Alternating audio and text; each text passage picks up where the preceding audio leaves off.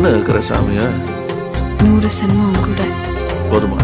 100 சென்மம் நமக்கு போதுமா? வேற வர ஏதும் கேப்பமா? சகாவரம் கேப்போம் அந்த சாமிய